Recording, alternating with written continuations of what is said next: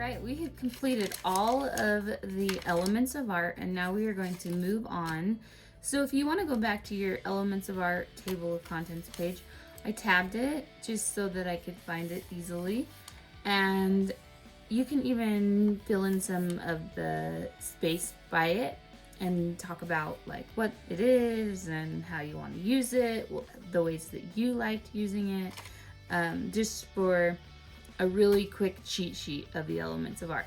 So we have done all of the elements of art, and today we are going to talk about choosing subject matter, and then we're going to move on to the principles of design next week. So choosing subject matter is always something that is really hard for me. I get stuck in the subject matter choice or overload of choices. And so I wanted to make it a little bit easier for you to think about how do artists choose what they're going to paint or draw or work on for a long period of time.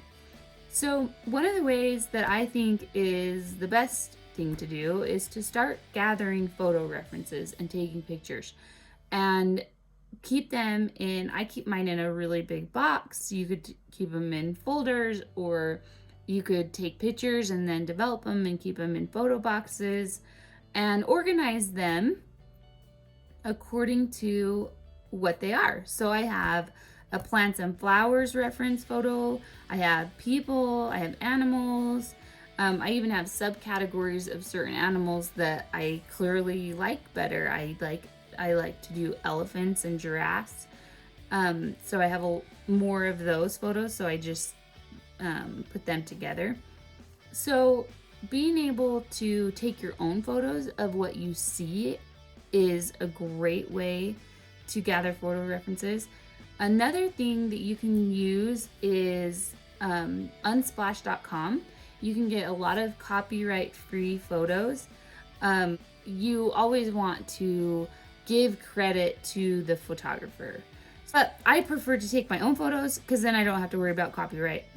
Now, I like to subcategorize this. So in you can pretty much lump most artworks in these. I'm not going to say all artworks fall in these categories because they do not, but you can do portraits, which are people, or I would even say you can do like dog portraits or animal portraits or alien portraits, whatever. Anything that's a being would fit in a portrait.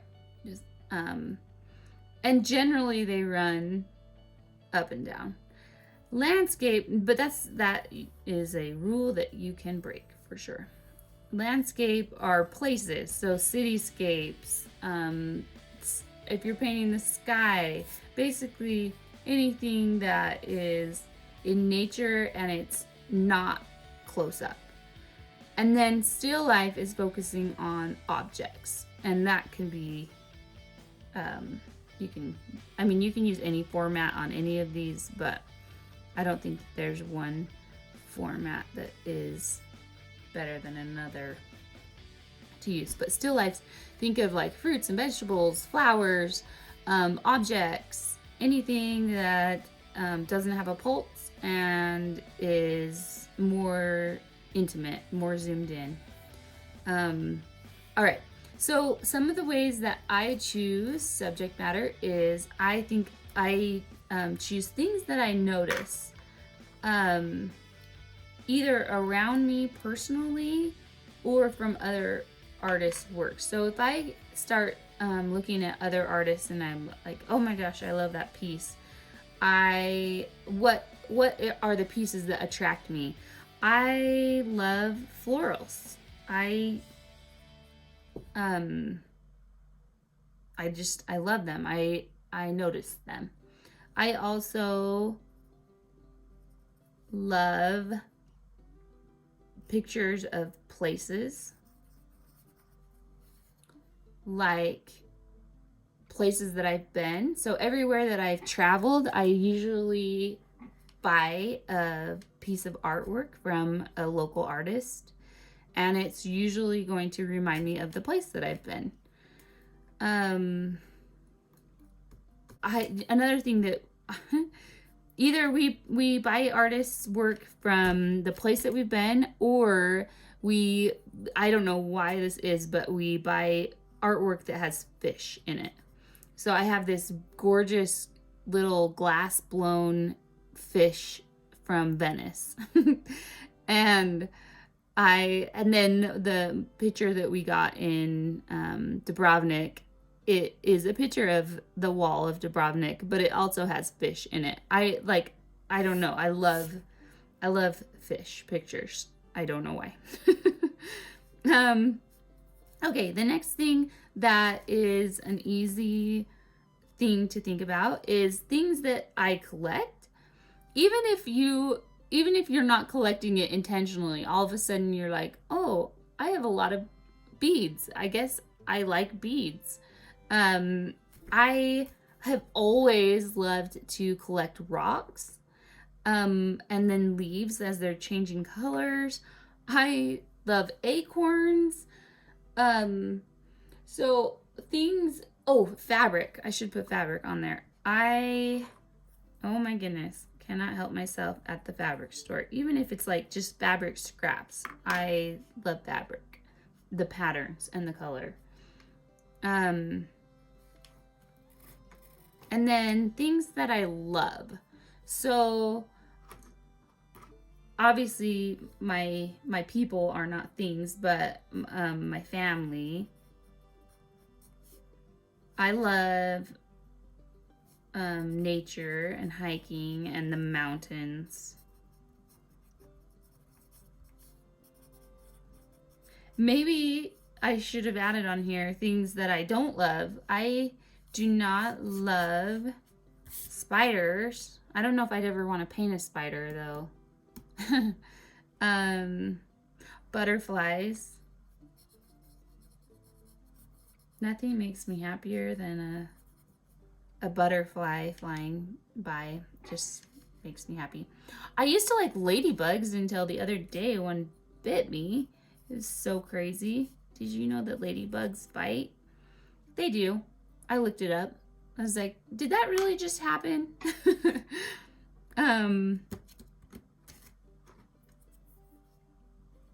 I think bugs are cool.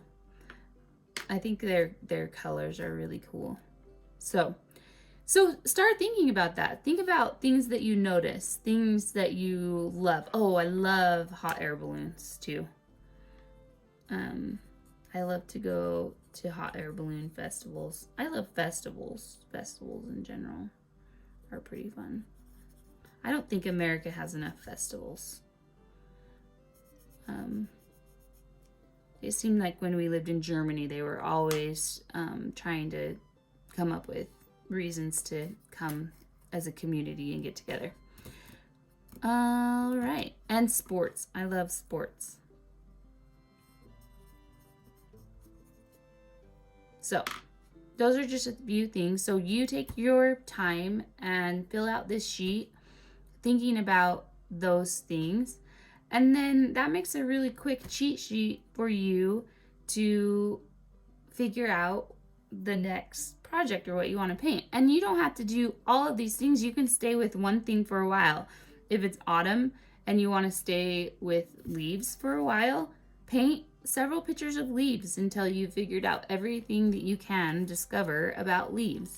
Well, you could probably stay with leaves for a lifetime. I mean, there's different shapes of leaves, there's different colors, there's using watercolor to represent a leaf as opposed to acrylics. The possibilities are endless, which is part of the reason why I get really overwhelmed with the choices.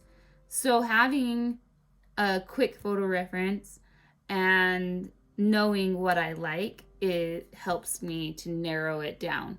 And maybe even knowing what I don't like also helps me, because I know I really don't want to paint a picture of a spider. So sometimes it's a relief to know that I have crossed some of the things off of my list. On our index card today, we are going to write down on the back some projects. I like to keep, I told you this before, but I like to keep a project list on hand so that when I come to the studio and I am showing up for the day, but nothing is feeling interesting to me, then I can look at my project list and I can think of those. I can choose something that sparks and ignites interest to me. I forgot one more thing that that helps, which we've been doing, is doing these prompt cards.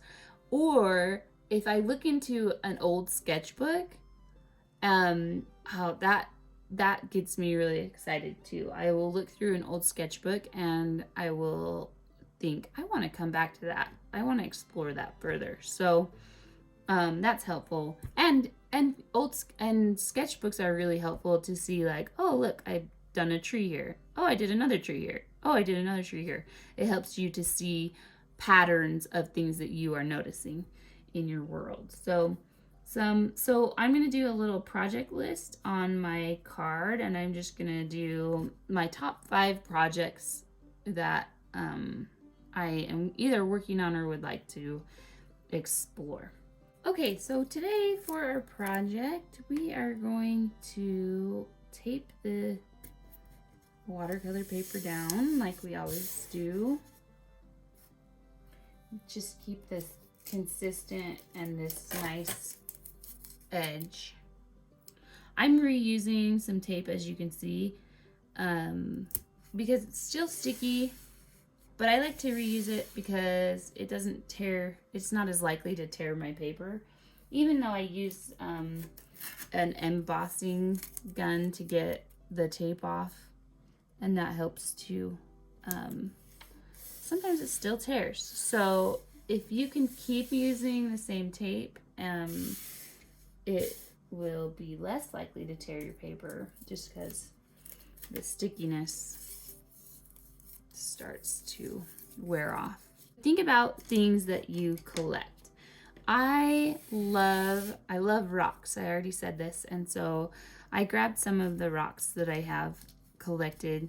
They are they're so beautiful, and these ones have been polished, so not only are they beautiful, but they're so great to touch and have in your hands. And looking at the different colors and the different veins that run through these rocks, or even the sheen and the sparkle. This rock looks like it has glitter in it. It is so beautiful.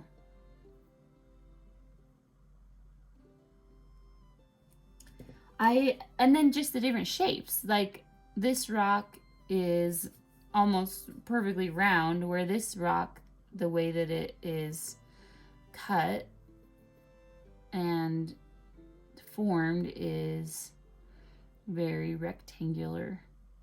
Even the way that it chips off is rectangular, like salt.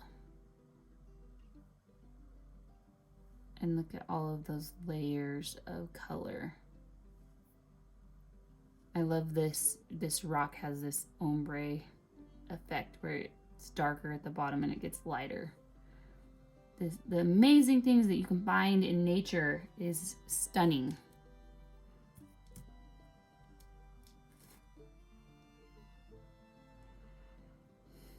So, studying these rocks, these things that I have collected, I can do a lot of different things. I could take this rock and I could create an abstract design inspired by the different gray to white shapes that are in this rock if I wanted to. That could be one thing. I could just take and blow up the whole patterns onto my paper.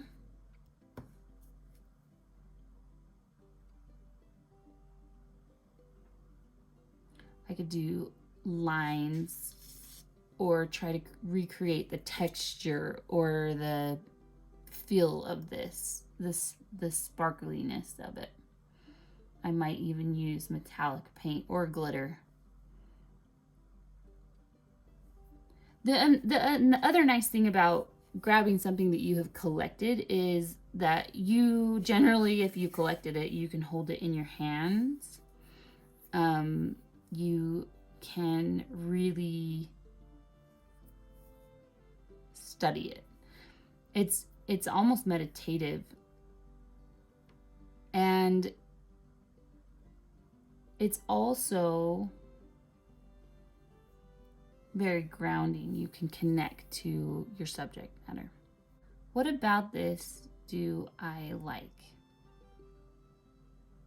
And I don't know if you can see it, but as I rock this rock back and forth, the lines in the cracks of this are really fascinating. And I'm just looking at him wondering, how would I render this on my piece of paper so that it would feel the same to someone that saw it, or to myself as a reminder of what this reminded me of.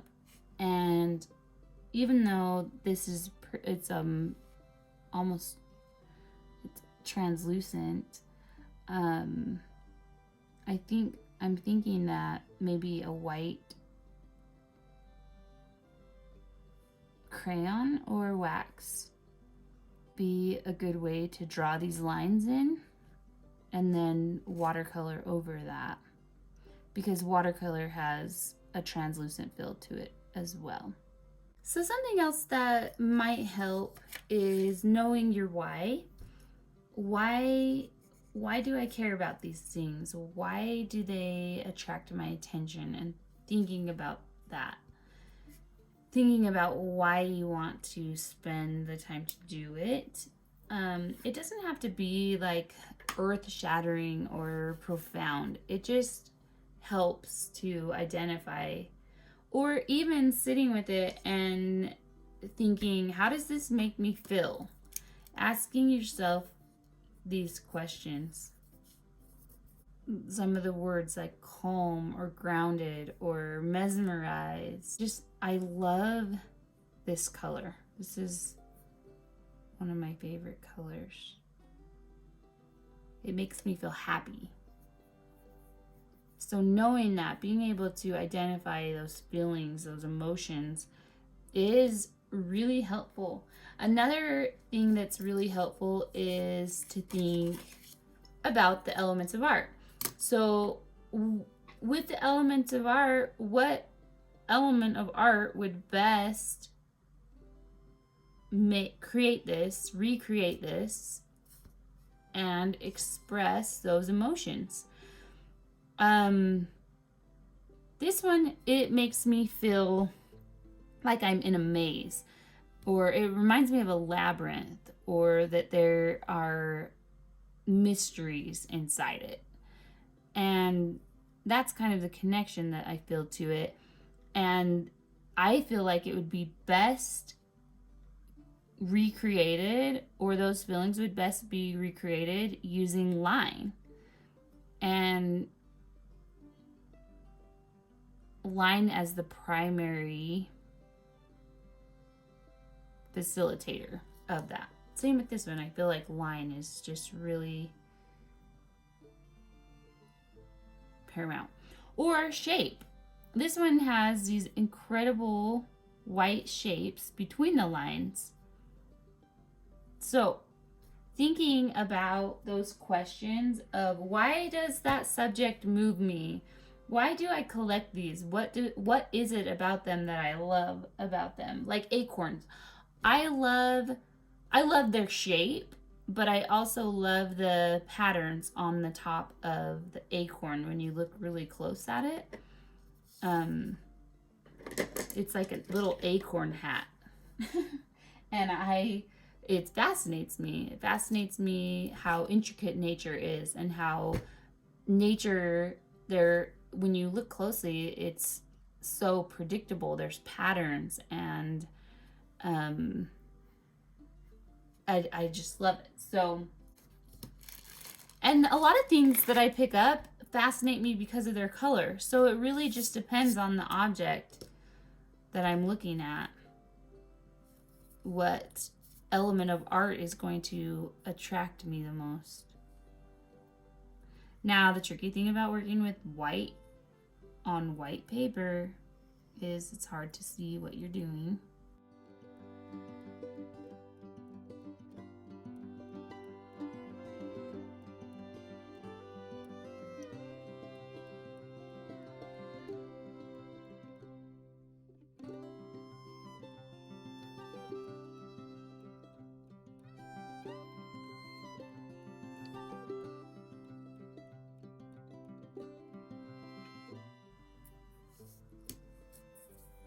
And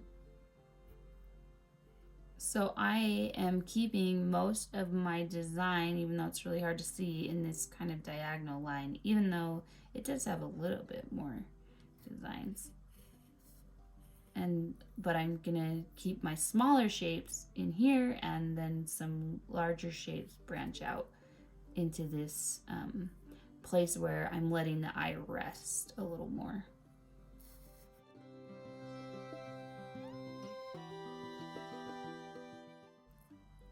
This just makes me feel happy.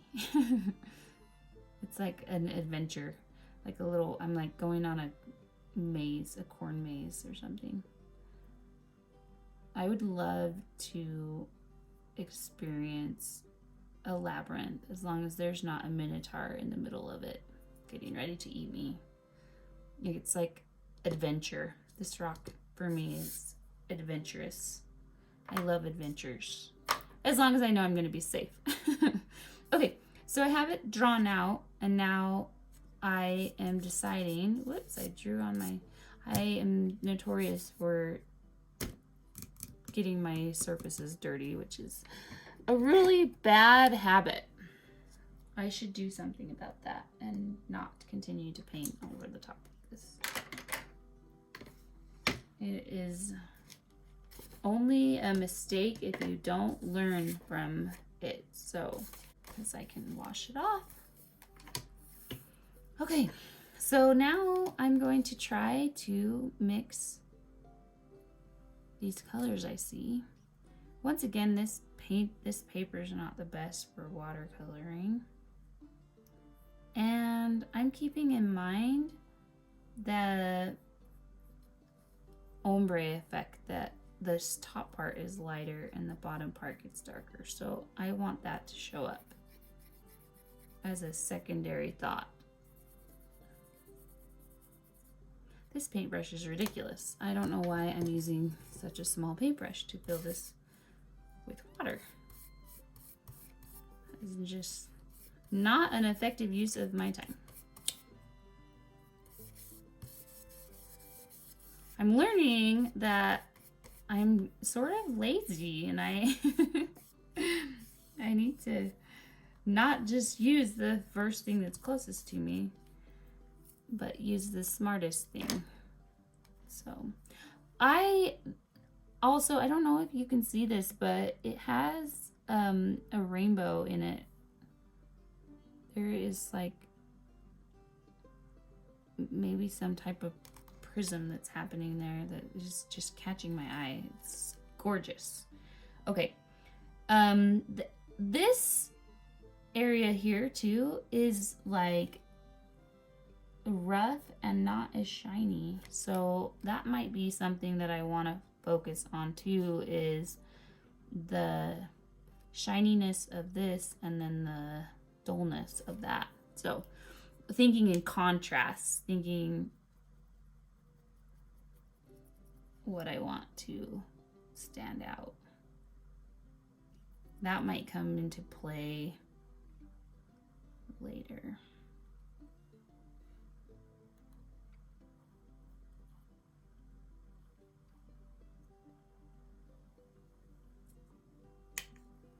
I'm feeling really, because I took the time to think about it and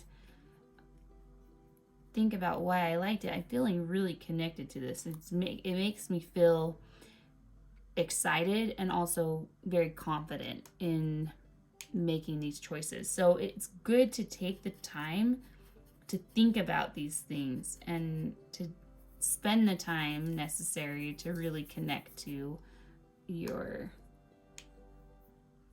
subject matter.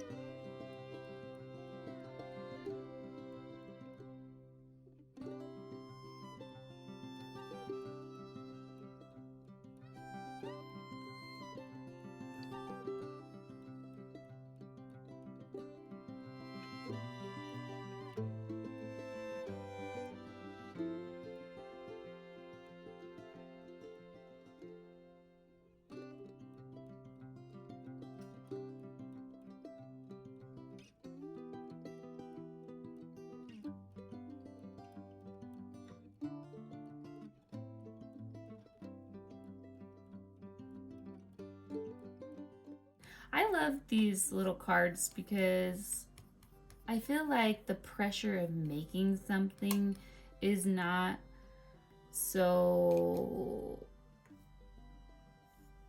much, because I know that it's just a note card, and so I don't feel like I'm gonna mess it up, or there's no like huge loss if it doesn't turn out. It's not expensive to replace, and so it gives you that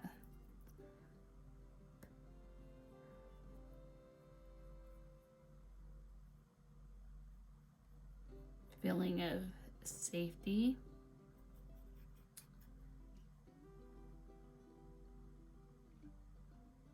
Or lack of pressure.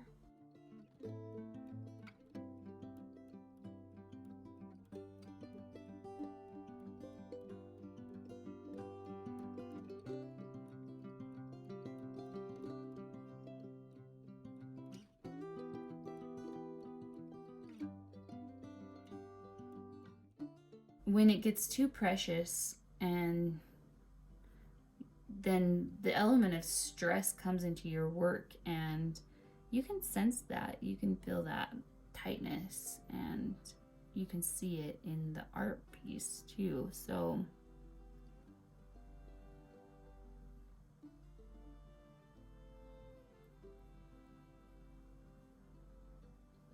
this isn't about stress or end result, it's just about noticing and coming to the work surface in a mindful way.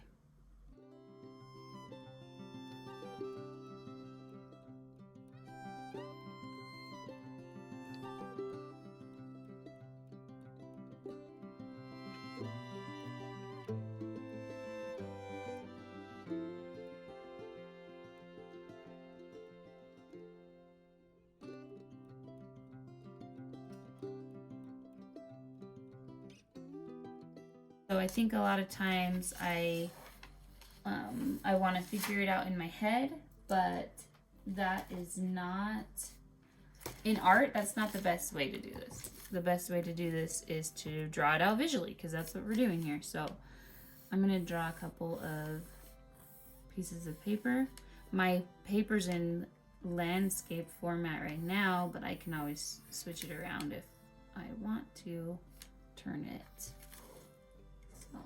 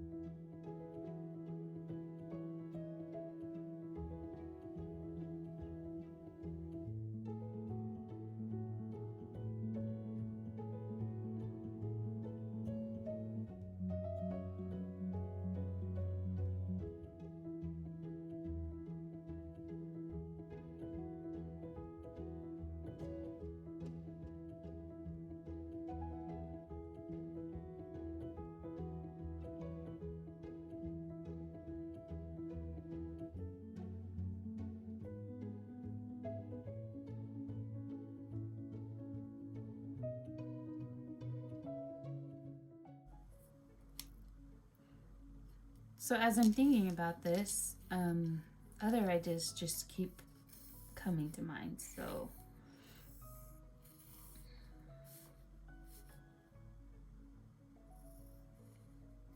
like, what would happen if these rocks were all translucent and then they were all layered on top of each other in some way or another?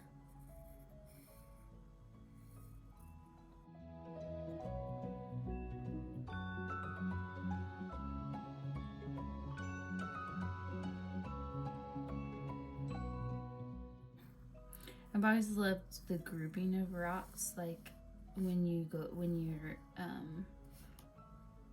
on the, like near a cliff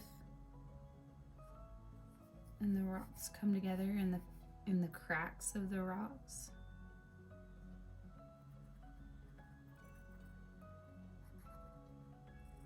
In Ireland, they make these walls of rocks, and it's incredible. I don't know if they actually cut the rocks or if they just find the perfect rock to fit next to another rock, but I love the in-between spaces.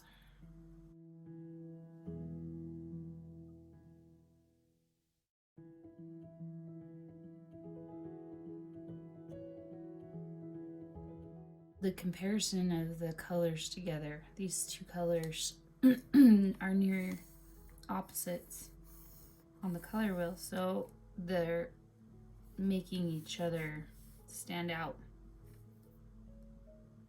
very beautifully.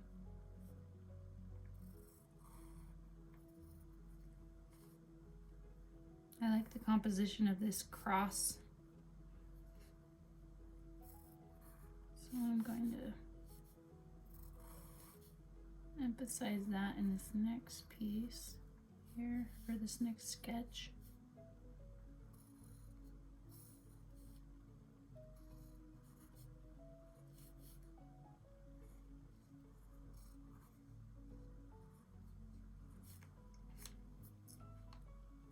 Maybe take that right off the page. I think that's my favorite. I think I just hit on it. So once you've sketched enough and you feel like, oh, that's it, I just got there. And I don't, this one's not necessarily focusing on form. Like, these ones are more focusing on that, getting the form and the sides of it. This one's more the lines and the direction. But this isn't the winner. That is it.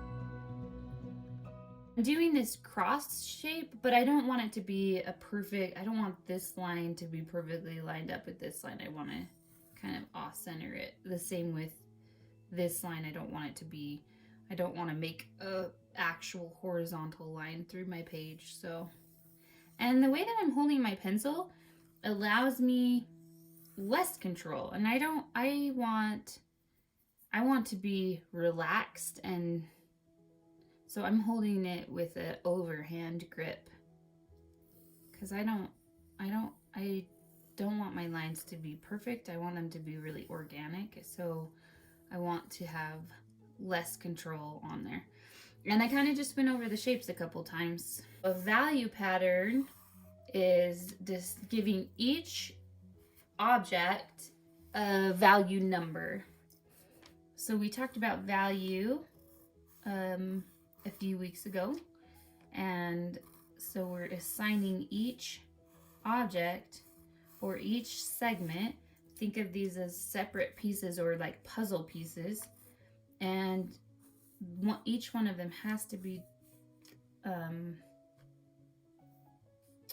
assigned a value. That's what I'm gonna do now. So I'm kind of drawing the same sketch. And I'm gonna plan. Now part of composition is using the whole space. So I like to come off at least 2 edges, but here I'm coming off all 4 edges. So see how like my object is not finished here. I'm butting right up against that. I want to come off the page. Okay, so I'm gonna try this out. I'm gonna do one with a darker background.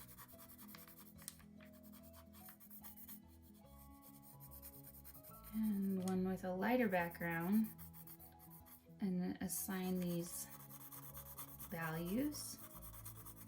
Like I said, I like to keep my values between 1 and 7. So, or in this case where I'm doing just a value pattern and it's a quick sketch and I'm not getting really into intricate, I might just do 3 values: the darkest, the midtones, and the lightest. So even though I leave the paper white,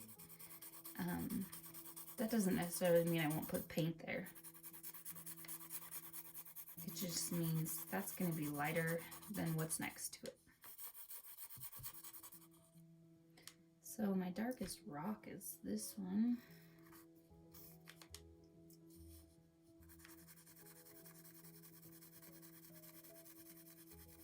And while it really is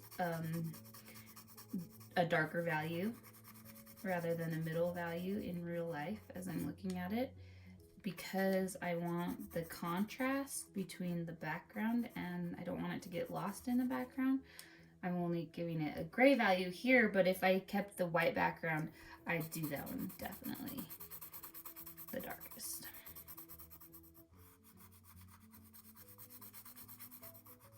So I, as the artist, have artistic license to do it how I want to do it and not necessarily exactly how it is in real life.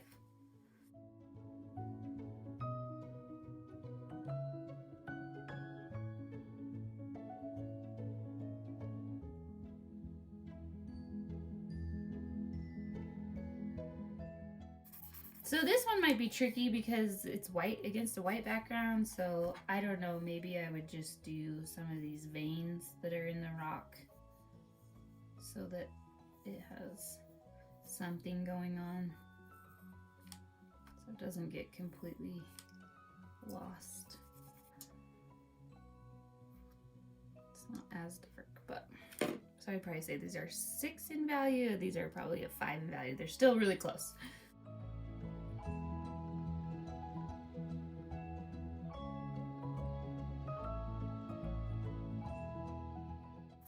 So now that I have these drawn out,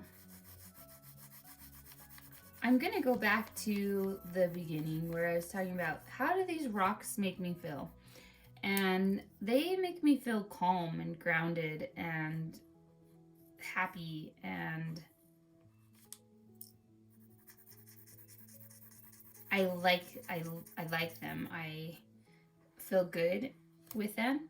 And so then I look at this as I'm making decisions and I think, which one of these sketches makes me feel light and happy and grounded? This one makes me feel lighter and happier. Maybe this one makes me feel a little more grounded. But to me, this is more of what I feel. So I'm going to go with this one and keep the background lighter. Now that doesn't necessarily mean that I'm just going to keep it white. I may still paint the background. We will see. So, all right. As far as like drawing is concerned, though, I do like this composition.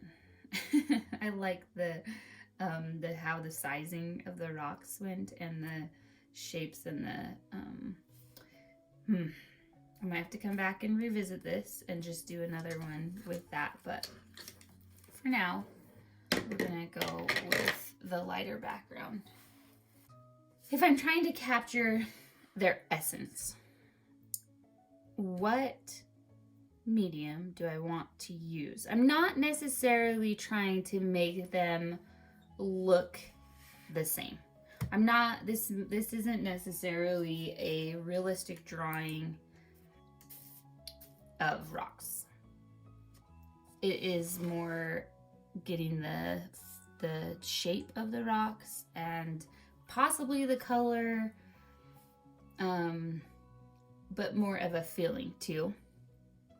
So what I think to me is that this one is still so translucent, and the best way to get the feeling of that translucency is watercolor. So I'm going to do watercolor on this rock. This one is so opaque. There's no light going through that. If I shine light through this one, you would be able to see light coming up the other side. This one, there's nothing. You can't see my skin through it, anything. So I am definitely going to do that one with acrylic. And I really like how it has these cells basically. So when you look at like liquid water, fluid acrylic, those fluid acrylic pictures where they put the silicone in the paint and they get those cells that you can bring out with the heat gun. That's what it reminds me of. So it might even be fun to make a piece of paper like that and then cut it out and collage it. I'm not going to do that today because that's not the supplies that are in our kit, but it's an idea. It's something that might be worth coming back to. And I just love this collection too, because they're all rocks, but they're all so unique in their texture, in their feel, in their color, and their markings, their patterns. All right, so this one is more shiny and translucent. So I think I'm going to do watercolor, watercolor, acrylic, acrylic, acrylic. I don't know. Let's try that. Or maybe I'll do watercolor, watercolor, watercolor, acrylic, acrylic. So it's not so... Well, I'm just going to start painting. But that's my thought process. Those are things I'm thinking about as I'm looking at these. And I'm wondering if I did like a thicker layer of this and just kind of spread it on there thick.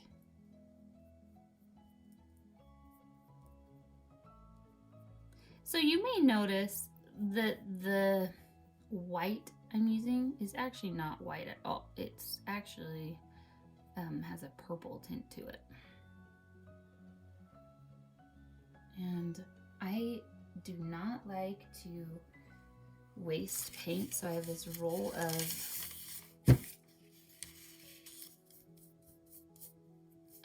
receipt paper, and I kind of just layer paint on it, and I'll probably use it for collage paper, so I kind of just keep it on hand. Alright, so what I wanted to do was I wanted to put that paint on thick so that I could come back through and do these veins and have it still be wet enough to blend it in.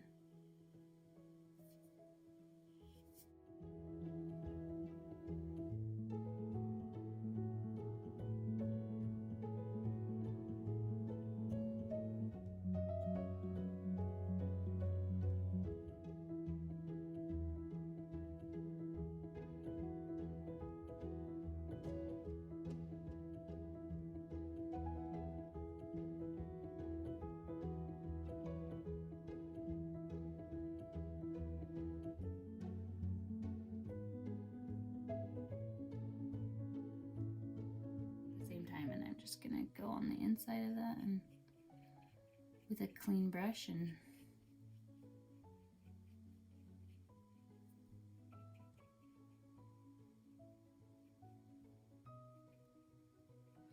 smooth out that line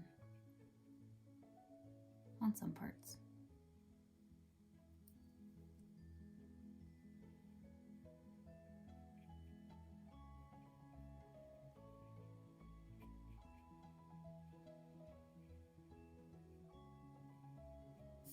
I can't wait to see what things you collect, what things you love. And I hope that you'll share those with me on the Facebook group. It'd be fun to know how many people collect similar things.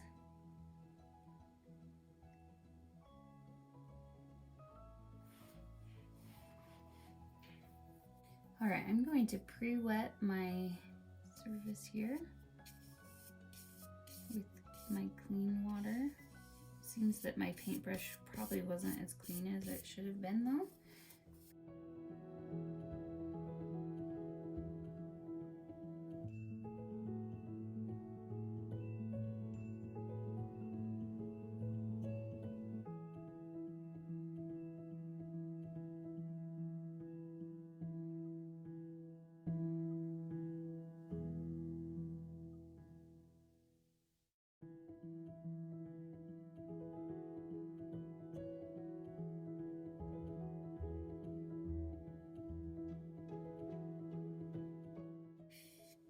I'm trying to brush it across and keep it brushed in that direction because that is the direction that it seems like these layers are in.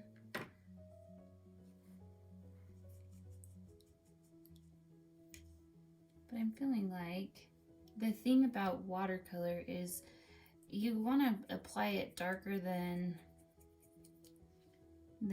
you want because it will dry lighter. So I'm gonna add another kind of coat and go up while it's still wet.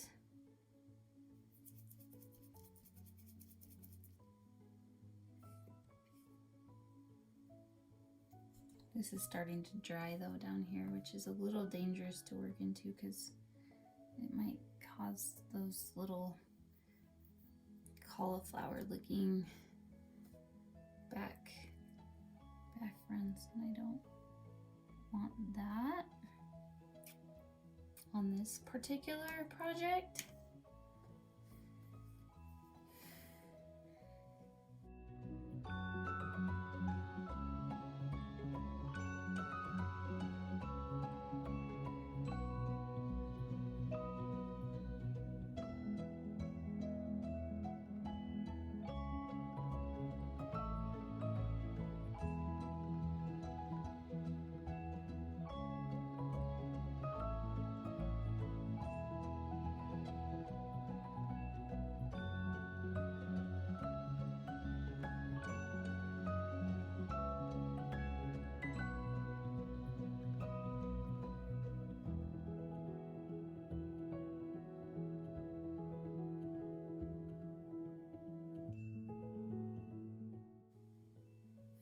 Totally went outside the line on that.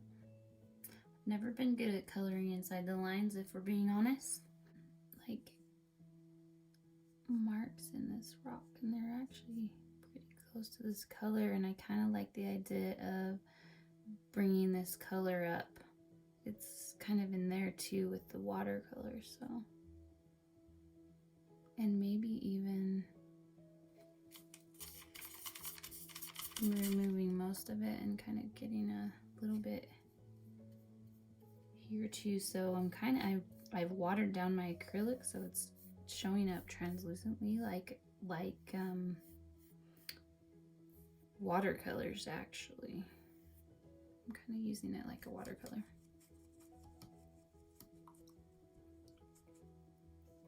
Now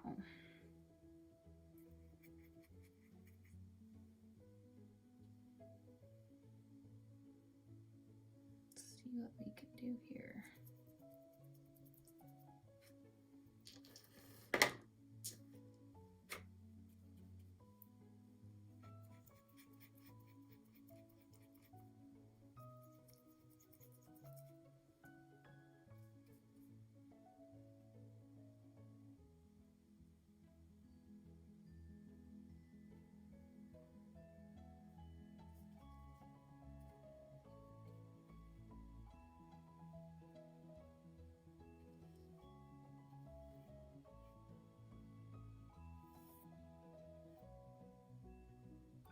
You might be able to hear my laundry in the background.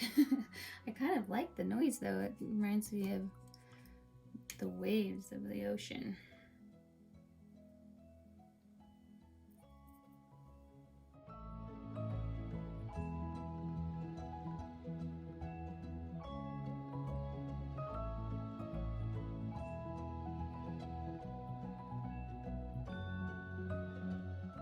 So I'm looking at this and I am sort of wishing that I would have done some of those oil pastel marks in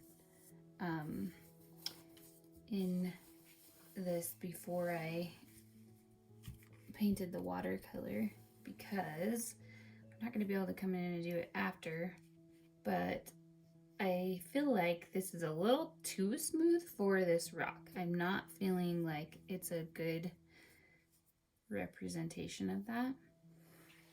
But I also feel like the color of it is almost closer to that one. So I might do a glaze over the top. I might add the white lines and then do a glaze over the top. Maybe that'll work. We'll see. We will see if that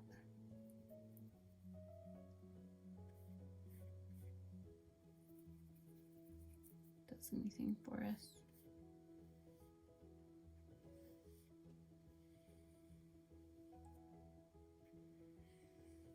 So I've pre-wet this rock area with clean water.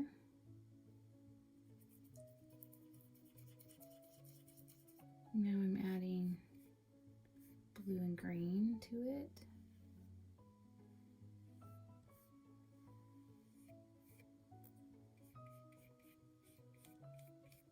Just working it in.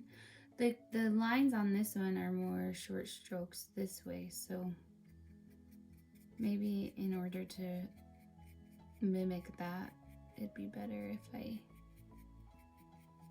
put some of these lines in. Whether or not they show up or not, I don't know if they will with watercolor and me wetting the area. It might all still just dry in one smooth color. I'm gonna add one more layer of the green and blue to make it just a little bit darker, especially right over here.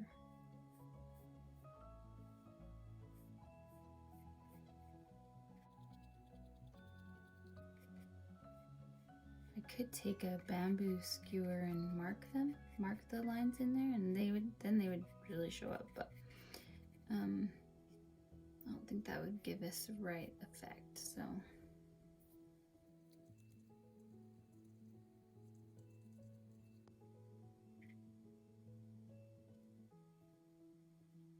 So I'm taking watercolor that's a similar color to the acrylic paint that I put in earlier. I'm just dabbing it in there, trying to make softer lines. These are pretty harsh lines that I made here with the acrylic, and there's no softening those up unless I cover them up with more acrylic, because that's just the way the medium is, so.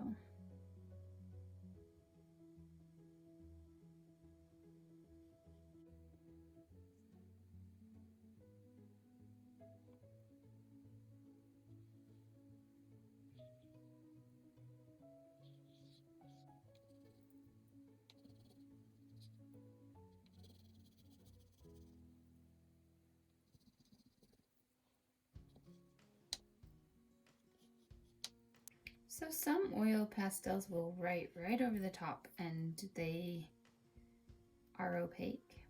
These ones are not,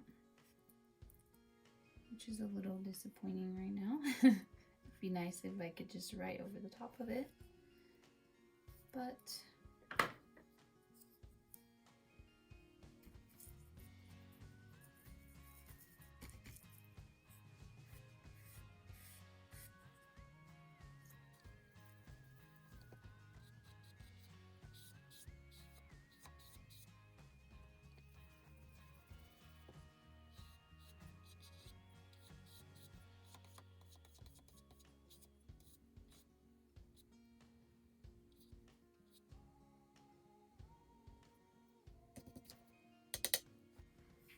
interestingly enough, it has made the areas where the oil pastel is darker in those areas.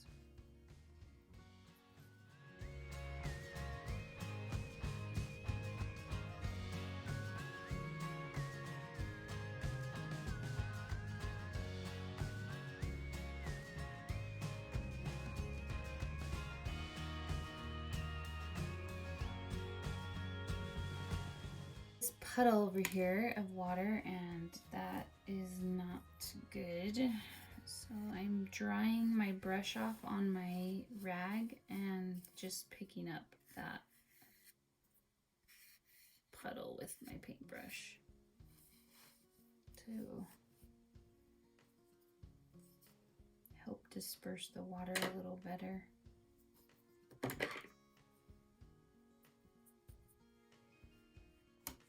It could be fun to spray some water or drip some water on there just to create more texture.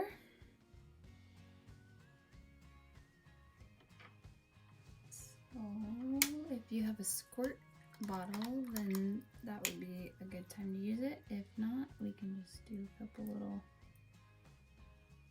shakes of our paintbrush with clean water. I feel like this is really big and really plain. So I think once it dries enough, I'm going to come back in and do some darker blue ribbons through it. Also, I really do want to use a charcoal or paint pen around these edges. I'm not happy with just having them be the pencil. It's just not enough. So I guess I can either come in with black paint and outline them, or gray paint and outline them. That would be less subtle, or more subtle, I mean. This little rock has a couple black spots in it, so I am gonna add those in there.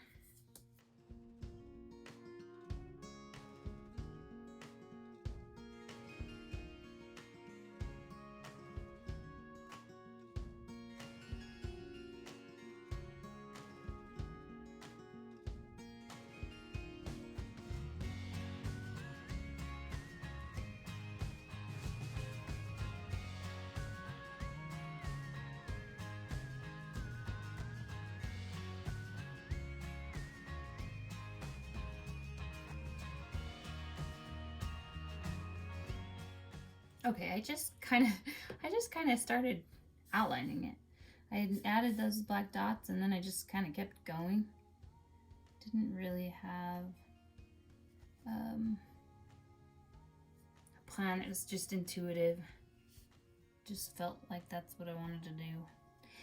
But having done that, I like it better because I feel like it defined the spaces of each of these, and instead of like, they're rocks. They're not supposed to blend into each other. They're hard rocks. They don't form into each other like a liquid or something like that. But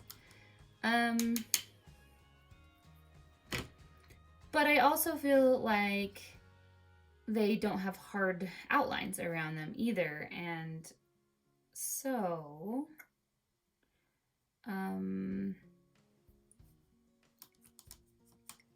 what am I going for? It comes back to how do I want it to feel?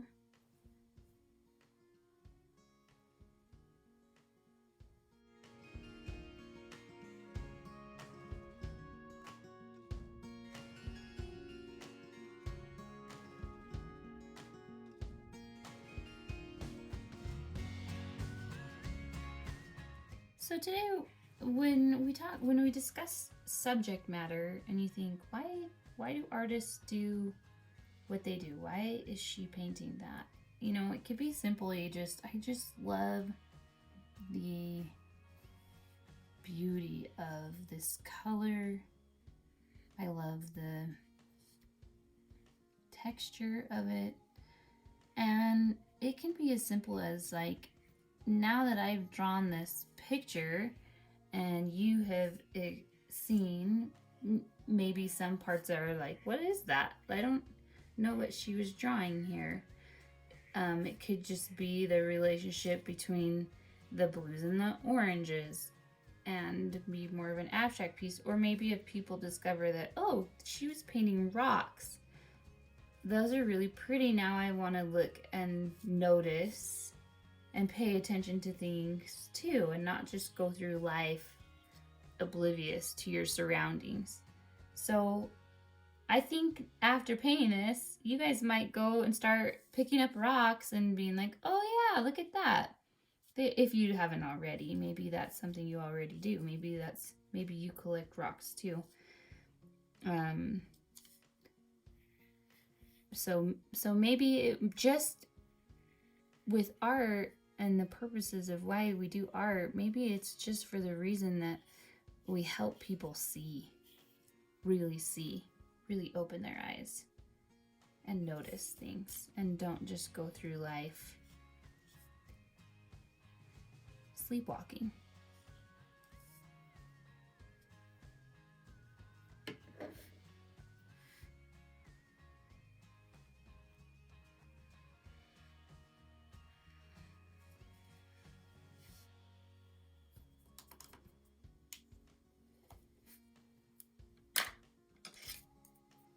That's more of the message that I try to send with the art that I do, is just gratitude, how lucky we are to be alive and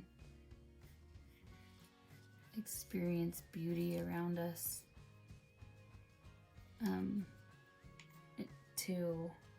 I believe in a creator, and I just believe that by studying these things, we connect with that creative source, that creative power.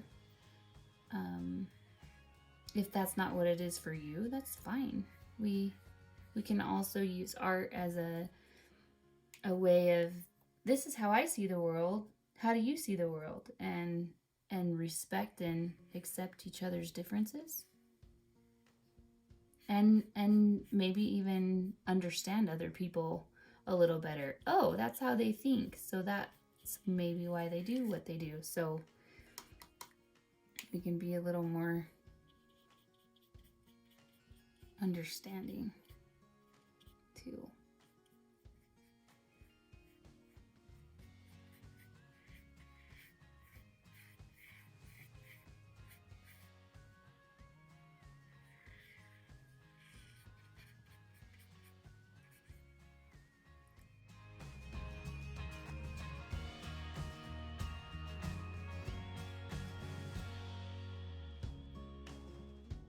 I'm loving the complexity that this rock is taking on. Each layer, it adds more interest to the rock, and it's just, I'm enjoying it. I'm just really enjoying painting it. I was trying to keep them formless as much as possible. In what I mean by that is, I didn't really want to paint this as a rectangular prism. I kind of wanted to keep everything flat. And so I'm torn right now because I'm thinking that adding a little bit of dark to this side might add more interest to this shape, but I also don't want to give it form. I want it to be flat. So, but I'm just gonna do it. I can't help myself. I've never been very good at following rules. I kind of just do what I want, for better or for worse. Sometimes it gets me in trouble.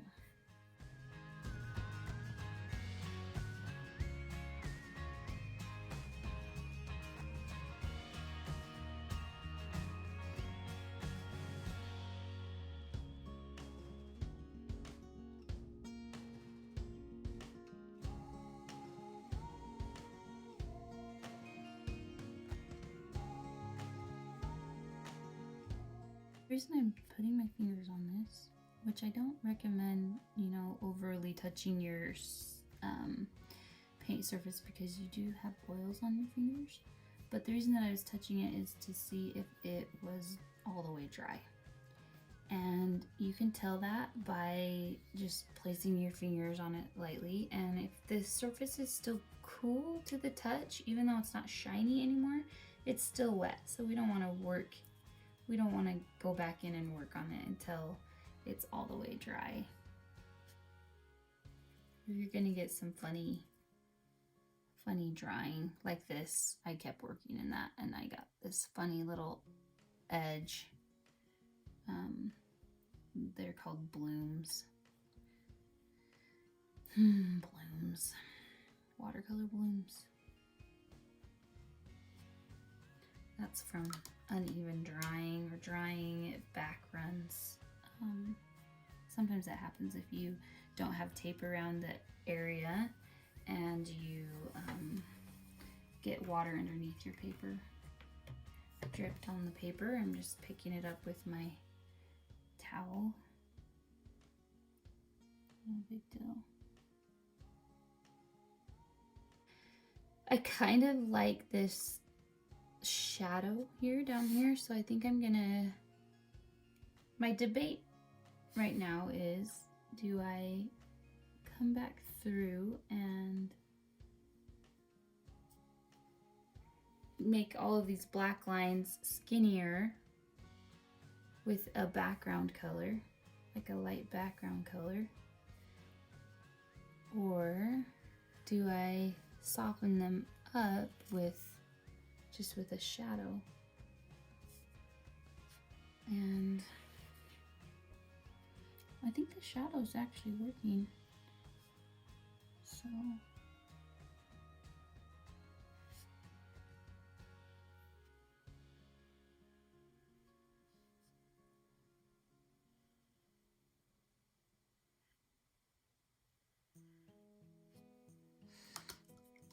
got a little bit too thick there, so I'm just coming back in with a clean brush and I'm gonna go over it, and then I'm gonna just pick it up with my towel and lighten it up there.